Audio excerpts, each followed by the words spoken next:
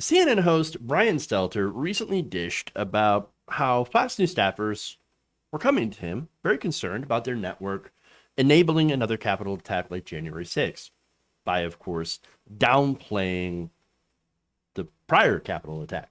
So he recently told Jake Tapper about how a dozen staffers came up to him to say that they were distraught over the network's downplaying of the attack. In fact, here is that conversation. Take a look.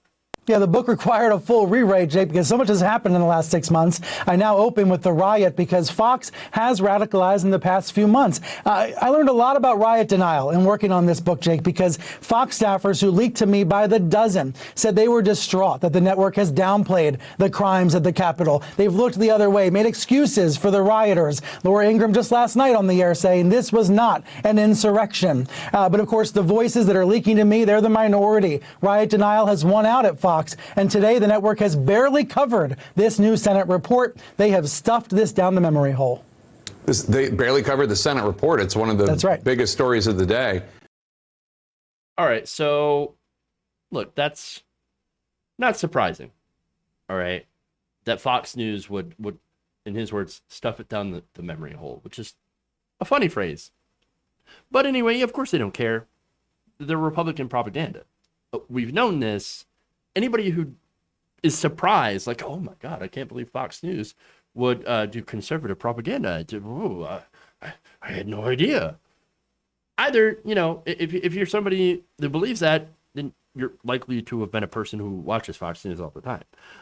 But anyway, they don't want to alienate their audience. In this case, of course, it's a simple case of follow the money, which tends to work in most situations. Follow the money and you discover the real agenda.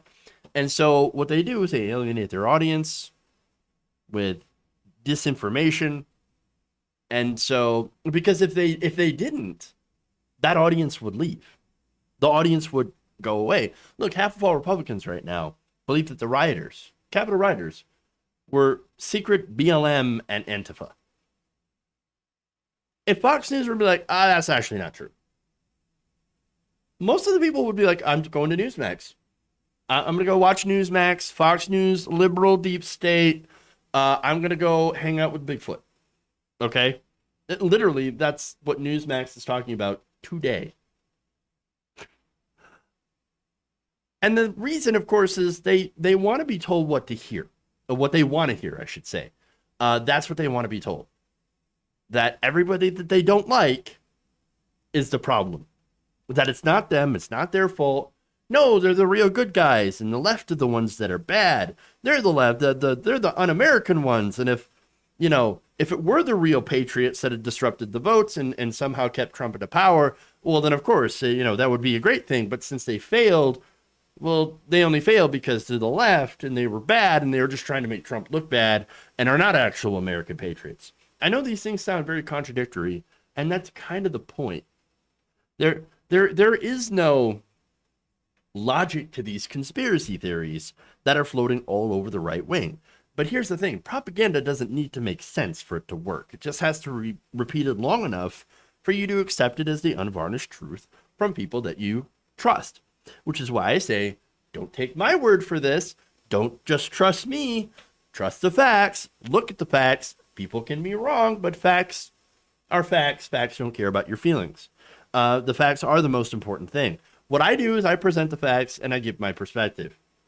Now, Fox News has been shown to twist the facts or ignore them or take them out of context and use that to fit a narrative. And corporate media, of course, does that to some extent as well to advance the narrative of the status quo.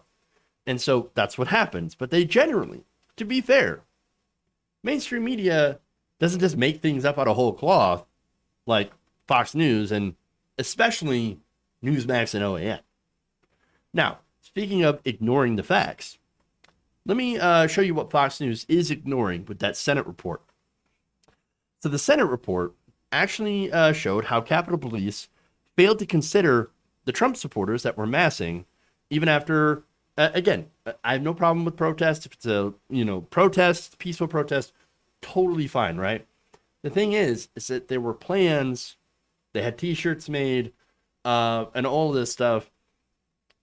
all these messages from messaging apps, Parler, Gab, other social media, where they were planning to do violence. They were planning to go and invade the Capitol. And so they knew this. The law enforcement agencies knew this. They had the information. And yet they're like, oh, no, we don't believe that's going to happen. But understand that if it were BLM or Antifa or Antifa that were at the Capitol, it would have went much, much differently. Now, the 127 page joint report, which is a product of more than 3 months of hearings and interviews and reviews of thousands of pages of documents, presents a damning portrait of the preparations and response at multiple levels. Law enforcement officials did not take seriously the threats of violence. It found a dysfunctional police force at the Capitol lacked the capacity to respond effectively when those threats had materialized. Again, they do not take threats of violence from the right seriously, which is insane because they're the ones that are most heavily armed and generally tend to jump to violent rhetoric sooner than anyone else. But it has been pounded into people's brains by propaganda networks, Fox News being the biggest one of them, that the right, they're the true Americans, they're the real patriots, and so they, of course, they would never do anything like that. No, it's the American left. They're the ones that are dangerous, which, of course, does not match the reality of the situation. In fact, far-right groups are actually more responsible for actual deadly domestic terrorism than any leftists, even more so than radical Islamic terrorism. Now, this comes from the FBI, which is not exactly a leftist organization, who has deemed the far right to be a more pressing danger in this country. But of course, police departments and federal organizations understand that they are conservative agencies. Police agencies are overwhelmingly conservative. Cops are overwhelmingly politically conservative, as well as, of course, these federal agencies like the FBI, CIA, etc. Again, they have targeted left-wing groups very, very much so, very often in their histories. And yet, at this point, the danger is coming from the far right. Now, in response to the report, however, Capitol Police said, oh, no, we had no way of knowing that this was going to happen. In fact, this is a statement here from the U.S. Capitol Police. Quote, before January 6th, the Capitol Police leadership knew Congress and the Capitol grounds were to be the focus of a large demonstration attracting various groups, including some encouraging violence. But neither the USCP nor the FBI, U.S. Secret Service, Metropolitan Police, or our other law enforcement partners knew thousands of rioters were planning to attack the U.S. Capitol. The known intelligence simply didn't support that conclusion. That's what the Capitol Police are saying. Hey, we didn't know. All these Trump supporters that were making threats online, we didn't think it was going to actually happen. I mean, come on. Wrong. They knew. The Senate investigation actually found that the department had ample warning weeks earlier that violent extremists, including Proud Boys, Oath Keepers, among others, were planning such action and failed to share it widely or incorporate the warnings into an operational plan for January 6th. Gee, I wonder why that was. Interesting. In fact, several comments promoted confronting members of Congress and carrying firearms during the protest. The Capitol Police intelligence analyst wrote in a threat report on December 21st, which included a map of the Capitol complex that had been posted on the pro-Trump blog, thedonald.win.